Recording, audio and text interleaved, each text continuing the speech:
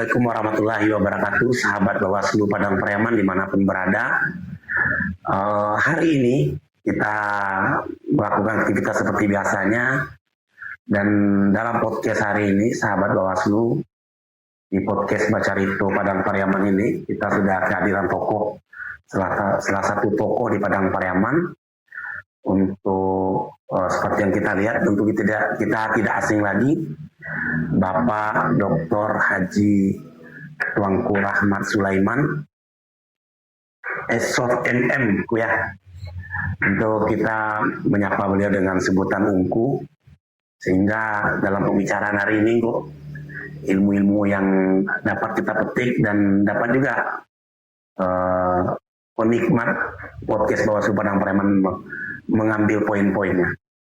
Di hari yang berbahagia ini menjelang Ramadan, ya kapan puasanya Insya Allah kalau hilal sudah kelihatan. Sudah kelihatan. Pemerintah menjatuhkan satu Ramadan itu pada esok hari, Kamis 18 Februari 2026. Sesuai undangan kita, ya, bercerita tentang bagaimana masyarakat atau bagaimana kita mampu mendorong keaktifan masyarakat dalam kepemiluan ini. Sebelum kita masuk ke sana, tentu masih banyak teman-teman sahabat Bawaslu tidak mengetahui. Kita minta untuk bersejarah terlebih dahulu keterlibatan Ungku dalam kepemiluan. Silakan. Baik, terima kasih. Assalamualaikum warahmatullahi wabarakatuh. Waalaikumsalam warahmatullahi wabarakatuh. Sahabat Bawaslu Padang Pariaman yang saya hormati, mungkin saya perkenalkan sekilas keterlibatan saya di dunia kepemiluan. Pada saat masih kuliah, pada pemilu 99, saya itu adalah menjadi salah satu anggota PPD, Panitia Pemilihan Daerah di tingkat kabupaten. Lalu di tahun 2023 tamat kuliah di 2003 tamat kuliah di UNAN, Fakultas Ilmu Sosial dan Politik. Saya terpilih juga menjadi anggota KPU termuda di Sumatera Barat di 2003 sampai 2008 di salah satu dari anggota komisioner KPU Kabupaten Padang Pariaman. Di usia berapa itu? Usia 23 tahun. 23 tahun. Itu kira-kira pengalaman di dunia kepemiluan. Ungku melihat hari ini, kira-kira Ungku langkah pencegahan apa yang dapat dilakukan penyelenggara pemilu kepada masyarakat untuk dapat menjadi kunci utama dalam mewujudkan partisipasi masyarakat ini agar pemilu kita di 2029 ini menjadi lebih baik dari pemilu-pemilu sebelumnya. Oke, bicara soal pencegahan, ini tentu sebenarnya sudah ada nilai itu di orang Minang. Karena orang Minang itu diajarkan teori-teori pencegahan. Ini sebelum kanai, maminte sebelum ayun. Jadi kalau orang Minang, karakternya adalah ketika dia akan melakukan sesuatu, dia akan berpikir kira-kira apakah sesuatu ini sesuai dengan ketentuan atau tidak. Apakah ini boleh atau tidak. Apakah ini berdampak atau tidak. Begitu adalah idealnya. Karena memang bicara soal value yang terkonstruksi di masyarakat kita, itu sudah diwariskan, diajarkan oleh orang tua kita betapa kita perlu melakukan upaya-upaya pencegahan. Nah, tentu saja pencegahan itu harus dipahami kira-kira apa yang boleh dan apa yang tidak boleh di dalam konteks kepemiluan. Jadi tentu rezimnya adalah rezim demokrasi, rezim pemilu, di mana masyarakat dalam konteks idealnya, kalau dalam bahasa agama itu, kalau orang Minang ini kan orang beragama ini, mereka paham tentang surat Asy-Syura ayat 38, wa amruhum syura bainahum. Jadi keputusan itu adalah diambil dengan pendekatan musyawarah tentang urusan-urusan yang sifatnya adalah terkait dengan mereka. Ini artinya adalah bahwa masyarakat itu terlibat dalam proses itu dan dilibatkan. Jadi ada dua situasi. Pertama ada proaktif dari masyarakat dan kemudian ada posisi masyarakat itu diaktifkan. Artinya ada simpul-simpul tertentu di mana mereka mengerti bahwa dalam konteks ini mereka harusnya terlibat. Karena ketika kepemiluan itu hanya dibatasi oleh institusi tertentu, katakanlah ada KPU, ada Bawaslu, kemudian dengan struktur dan organ-organnya, masyarakat kita juga merasakan bahwa kalau begitu sudah ada petugas yang dibayar oleh negara, sudah ada yang bekerja untuk itu. Yang kami ini adalah menjadi penonton, kan begitu mindset yang terbangun. Disitulah peran-peran bagaimana institusi itu, katakan Bawaslu, hadir juga bersama masyarakat ingin mengatakan bahwa Bawaslu itu adalah bahagian dari masyarakat. Bawaslu ini juga adalah mata atau telinga atau mulut dari masyarakat. Dan masyarakat juga adalah bahagian dari Bawaslu karena secara partisipatif masyarakat itu sumber kualitas demokrasi itu adalah masyarakat. Jadi pakai teori terbaliknya, masyarakat juga adalah telinga dari Bawaslu, kemudian adalah mata dari Bawaslu, kemudian mulut dari Bawaslu, terbangunlah interaksi antara Bawaslu dalam konteks institusi, kemudian masyarakat yang berada di lapangan. Ini artinya cara komunikasi timbal balik jika terbangun dan ada rasa memiliki dalam suatu agenda itu, masyarakat kita secara potensial, secara sosiologis dia akan terlibat. Nah, ini poin pentingnya di situ. Jadi pengawasan partisipatif secara konseptual dan secara praktek dan empirisnya masyarakat sudah melakukan itu. Dari keterlibatan UNKUP di penyelenggara pemilu tahun 99 hingga di KPU 2003 sampai 2008. Kira-kira UNKUP, jika hari ini kemudian banyak komunitas-komunitas diciptakan oleh penyelenggara pemilu, baik itu di komunitas pesepeda motor misalnya, kemudian komunitas sepak bola, yang dulu antusias itu lahirnya dari masyarakat sendiri. Kira-kira pergeseran kondisi ini paling mendasarnya itu seperti apa? Jika kita melihat di budaya kita sendiri di Pariaman, apa yang aku sampaikan tadi, bahwasanya di tengah-tengah masyarakat kita nih sistem pencegahan ini secara keadatan sudah ada ini. Kira-kira aku melihatnya dari awal pasca reformasi hingga hari ini. Sebenarnya ini persoalan rasa. Jadi rasa itu yang mendorong mereka terlibat. Ada rasa memiliki dan ada merasakan bahwa masyarakat menjadi bahagian dalam agenda ini. Masyarakat itu tanpa didorong, tanpa diinstruksikan, mereka akan bergerak secara spontanitas. Ini adalah secara psikologis, dia sebagai merasa bahagian dari sistem itu dan dia memaksa dirinya untuk terlibat. Tetapi pergeseran itu, ini dalam perspektif saya, karena memang orang itu kalau barang baru biasanya adalah tingkat kepemilikannya tinggi. Kemudian dia ingin tahu, dia kemudian ingin terlibat. Berdasarkan mencelihat contoh kanan sudah, mencelihat tuah kanan banang, kemudian melihat proses praktek-praktek tertentu, muncullah mulai ada apatisme. Mulai cuek, kalau begini kita ini terkesan, masyarakat ini terkesan menjadi objek.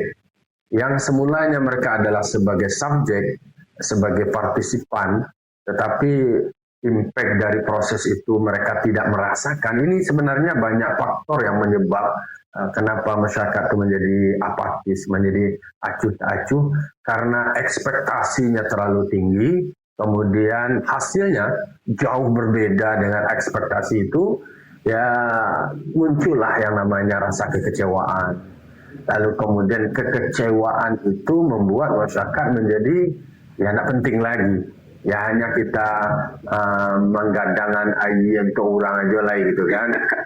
Kita ini yang dijadikan objek untuk dieksploitasi sementara mereka yang menikmati. ini yang lupa diantisipasi.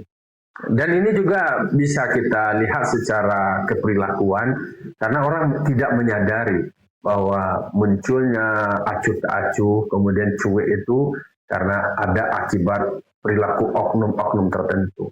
Inilah yang sebenarnya harus dijaga supaya bagaimana rasa memiliki demokrasi itu, bagaimana mereka merasa penting dan merasa butuh bahwa ini adalah bagian dari tugas mereka untuk menciptakan sebuah proses demokrasi itu berkualitas, tidak ada dusta, lalu kemudian mereka akan terlibat. Tetapi ketika mereka didustai, kemudian mereka merasa, ini kan bisa saja perspektifnya berbeda, mereka merasa didustai dan aspirasi mereka dikhianati. Ya, ini pada akhirnya ya masyarakat partisipasinya setiap rezim pemilu itu mengalami penurunan. Perlu adanya kesadaran antara peserta kemudian kita selaku pemilih ini, Bu. Kira-kira dalam kacamata agama ini kita melihatnya, mengingat besok kita akan melaksanakan ibadah puasa ini. Kira-kira pendidikan atau poin dalam segi agama agar demokrasi ini kembali ke ciptanya ini, kira-kira apa yang akan kita ambil poinnya itu? Ya sebenarnya semua kita ini perlu obat politik. Menurut saya kira-kira yang kita lakukan itu ada impact-nya terhadap masyarakat. Karena produk dari sebuah demokrasi itu ada pemimpin dan ada kepemimpinan dari pemimpin yang seyogyanya tasarruful imam ala rakyati manutun bil maslahah. Kebijakannya itu memang berorientasi kepada kemaslahatan secara umum. Jadi harus ada analisisnya. Dibuat kebijakan ini menguntungkan mana, berapa persentase keuntungan atau dampaknya terhadap masyarakat. Atau dibuat kebijakan hanya menguntungkan bagi elit, hanya memperkaya kelompok-kelompok tertentu. Sementara yang sebenarnya menjadi kebutuhan itu tidak tersentuh. Ini menurut saya demokrasi ini ternyata tidak mengajarkan tentang soal kejujuran. Jadi kalau makna di bulan Ramadan itu kan kita melakukan ibadah, tidak mesti harus pencitraan. Ibadah puasa itu sifatnya eksklusif, tertutup, lalu kemudian tidak mengedepankan saya puasa, kemudian membuat drama-dramanya seperti itu. Jadi politik tidak main lagi, ini politik pencitraan, kemudian mengkonstruksi nilai bahwa seolah-olah dia pada saat musim-musim kampanye dia akan memberikan jawaban dari pertanyaan masyarakat, memberikan solusi terhadap permasalahan masyarakat. Ternyata itu tidak bisa diwujudkan, justru kekecewaan masyarakat menjadi mendalam. Inilah faktor penyebab kenapa kemudian partisipasi masyarakat itu menjadi rendah, kemudian keterlibatannya semakin waktu terus menurun. Jadi harus ada koreksi semua. Jadi momentum hari ini adalah momentum muhasabah, momentum untuk bagaimana kita ada kesempatan untuk berbenah. Itu harapan saya. Apa yang Ungku sampaikan tadi, bahwasanya Ramadan ini menjadi momentum ini. Kira-kira Ungku, apa yang pesan kemudian langkah strategis yang mesti dilakukan oleh banyak pihak agar partisipasi masyarakat di Padang Pariaman ini Ungku semakin aktif dalam mengawal demokrasi dalam bentuk kejujuran dan keadilan ini? Ya seperti tadi, semua karena bicara soal kepemiluan, bicara soal demokrasi, ini kan banyak variabel ini. Ada kontestan itu ada berbentuk partai politik, kemudian ada perseorangan, baik itu calon legislatifnya maupun pasangan calon dari eksekutifnya. Mereka ini tentu dalam kampanyenya adalah harusnya kampanye yang edukatif, yang mendidik, bukan black campaign, kemudian membuat money politik, praktek-praktek seperti itu, lalu kemudian membuat bualan-bualan program yang mustahil, membuat seolah-olah membuat satu program yang nggak mungkin, tidak realistis ditawarkan itu justru membuat kekecewaan masyarakat semakin mendalam. Tentu idealnya bagaimana kontestan membuat narasi, membuat program, berpikir dulu dengan data. Kira-kira kebutuhan masyarakat seperti apa, kemudian ketersediaan dananya bagaimana, resourcesnya bagaimana, sumber daya dan sumber kapital yang lainnya bagaimana. Jadi tidak membual. Ini koreksi nih, supaya masyarakat itu bisa mendapatkan pilihan yang bisa memberikan solusi situasi ini. Hari ini kan masyarakat hanya ditawarkan, disodorkan dengan program-program yang faktanya ternyata setelah terpilih nggak bisa dia wujudkan. Buatlah alasan-alasannya, oh ini tidak tersedia, ini tidak komisi. Jadi kalau begitu ceritanya, kenapa dulu tidak berpikir ketika merancang atau membuat narasi itu, pikirkan dulu. Kira-kira ada kemampuan nggak? Bualan-bualan seperti ini menurut saya justru akan membuat masyarakat menjadi antipati. Jangankan masyarakat termasuk di dalam kelompok-kelompok menjadi bagian dari mereka sebelum mereka kenal dan belum tahu, pada akhirnya menimbulkan kekecewaan. Ini merawat kekecewaan. Kalau dalam marketing itu, memang bagaimana produsen itu merawat kepercayaan customer-nya, konsumennya, kemudian menjaga kualitas, menjaga reputasi, menjaga citranya secara baik. Ini kalau begini nggak bisa menjaga reputasi dan citranya. Setelah selesai jual beli ini, ya udah Anda selesai. Ini urusan saya, nggak mau tahu lagi dengan apa yang kemudian. Itu dari segi kandidat. Kemudian dari segi penyelenggara, ini kan yang namanya sebagai fasilitator, sebagai wasit, sebagai EO, event organizer, tentu harus profesional. Profesional itu dimulai dari soal bagaimana tahapan itu dirancang secara baik, kemudian dalam pendataan semua masyarakat atau pemilih itu memang diperhatikan. Karena tanpa ada pemilih, tidak ada itu yang namanya demokrasi ini atau penyelenggara. Ini yang menjadi penekanan juga, karena di sini rohnya di situ. Karena ini menjadi perdebatan dan isu yang terus berulang-ulang. Ini masalah data ini tidak pernah clear. Tetapi harus konsen di situ, harus ada perhatian ke situ. Lalu kemudian bagaimana memberikan ruang-ruang kesempatan metode sosialisasinya menjadi efektif. Bukan hanya buat pertemuan yang diundang orang itu sejak dia muda sampai tua berpangkat, dia aja yang terus ikut terlibat dalam kegiatan-kegiatan. Ini model-model kegiatan program pemubaziran. Mereka ini udah tersentuh. Jadi harus ada pemetaan, harus ada database, siapa yang sudah terintervensi, siapa yang belum. Siapa yang sudah akses informasi itu, siapa yang belum. Jangan hanya sekedar buat kegiatan, sudah selesai kegiatan, buat laporan, kegiatan sudah selesai. Bagaimana impact, bagaimana perubahan dari mereka tidak tahu menjadi tahu, dari yang sebelumnya belum bersedia, belum mau, kemudian bersedia untuk ikut dalam ini. Ini penting kajian dan didesain secara baik. Ini kalau berkonsentrasi sebenarnya bisa saja partisipasi masyarakat itu meningkat. Ini kan pekerjaan yang membutuhkan keseriusan. Kalau tidak serius ya seperti apa dulu terjadilah perputaran rutinitas. Sejak dulu itu aja permasalahan. Ganti lagi rezim itu juga masalah. Nah ini perlu dilakukan muhasabah, dilakukan evaluasi supaya ini perlu ada peningkatan. Dari cara kinerja penyelenggara juga harus ada peningkatan.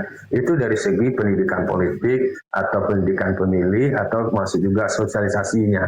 Nah, saya melihat ya jangan ya model-model klasik aja, udah konvensional itu udah kata anak muda mana main model-model seperti itu ya.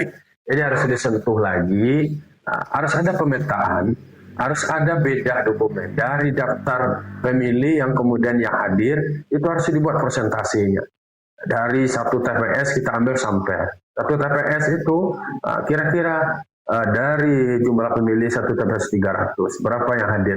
Anggaplah 150. Dari 150 yang tidak hadir, kira-kira kita tally. Ini tingkat pendidikannya, kemudian pekerjaannya, kemudian begini segala macamnya harus ada riset juga, ada kajian. Why? Kenapa ini? Mengapa mereka tidak mau hadir? Apakah ini persoalan waktu mereka terbuang? Apakah mereka tidak berkesempatan atau mereka cuek? Jadi mulai dari identitas pemilihnya dengan aspek demografinya, lalu kemudian kita lihat bagaimana motivasinya, apa yang menjadi penyebab mereka tidak hadir. Atau memang merasa bahwa ini tidak penting bagi mereka. Ini yang perlu diberikan pencerahan. Jangan hanya tokoh-tokoh masyarakat mulai dari pimpinan ormas, pimpinan organisasi, seakan-akan jadi proyek transaksional. Jadi giliran ketika ini ya untuk proyek ini ada juga untuk organisasi ini. Kemudian dari pelaksanaannya kita nggak tahu seperti apa sih impact-nya, seperti apa dampaknya. Itu dari segi penyelenggara. Begitu juga di KPU-nya, Bawaslu-nya dengan turunan-turunannya. Nah dari pemilih memang ini saya kan juga diminta narasumber juga di KPU Provinsi bicara soal partisipasi pemilih. Saya memang mengedepankan bahwa ini dari berbagai macam aspek pendekatan dan teori, ini ternyata juga pertimbangan ekonomi ini menjadi lebih dominan juga mereka hadir atau tidak. Bahkan saya menawarkan konsep yang agak gila ini, Profesor, agak gila juga. Daripada uang sosialisasi diberikan kepada, kasih aja pengganti uang transport kepada setiap pemilih itu. Saya pastikan itu hari itu dia ada. Ini bukan monopolitik, tetapi adalah memberikan menjadi kebutuhan bagi mereka nanti itu. Supaya meminimalisir, jangan partai yang membiayai untuk mereka berangkat, berarti tidak murni itu akan menjadi pilihannya. Itu contohnya. Tapi apapun itu, yang penting kita memang perlu memberikan awareness, memberikan kesadaran kepada masyarakat sehingga pada akhirnya mereka paham. Jadi kita bangun cara pandangnya bahwa mereka lah sebagai penentu. Jadi paham menyatakan bahwa rakyat yang utama, mereka yang sebagai penentu, menempatkan rakyat itu sebagai raja, itu yang penting. Karena selama ini memang masyarakat itu dijadikan sebagai objek datanglah kontestan, membiayai, mengibuli semacam. Ini adalah bagian dari eksploitasi hak-hak mereka, sehingga harus ada kelompok eksternal kontestan yang kemudian memfasilitasi dia hadir. Berarti kan keputusan dia akan dipengaruhi oleh itu. Kenapa tidak negara daripada uang sosialisasi Bawaslu, KPU banyak-banyak yang menurut saya perlu dikaji impact-nya, ya kenapa tidak itu difasilitasi. Kalau itu aja selesai itu barang. Kalau soal pendidikan politik, ya misalkan partai politik dengan kontestan kampanye. Tapi soal memfasilitasi masyarakat itu hadir di TPS, itu bisa saja dipertimbangkan menjadi urusan negara lah, atau penyelenggara lah, masukkan dalam usulan anggarannya. Itu menurut saya. Oh baik, terima kasih Bu. Apa poin yang dapat saya tarik hari ini? Perlunya adanya tobat politik ini, Bu. Baik kepada peserta, kepada penyelenggara, kemudian kepada pemilih sendiri. Banyak sekali dalam pembicaraan hari ini nilai yang dapat kita ambil, sehingga ini menjadi barometer juga kira-kira untuk menjadi lebih baik itu seperti apa mestinya. Kemudian apa yang disampaikan Ungku tadi, nilai-nilai pencegahan tidak ada di tengah-tengah masyarakat, hanya bagaimana kita memperkokoh itu. Terima kasih Bu atas kesempatannya dalam bincang-bincang kita di hari ini, Bu. Semoga ini menjadi amal ibadah bagi kita dan juga menjadi pendidikan bagi teman-teman dan sahabat-sahabat Bawaslu sekalian. Akhir kalam saya akhiri. Allahumma fiqillah wa min thoriq. Assalamualaikum warahmatullahi wabarakatuh.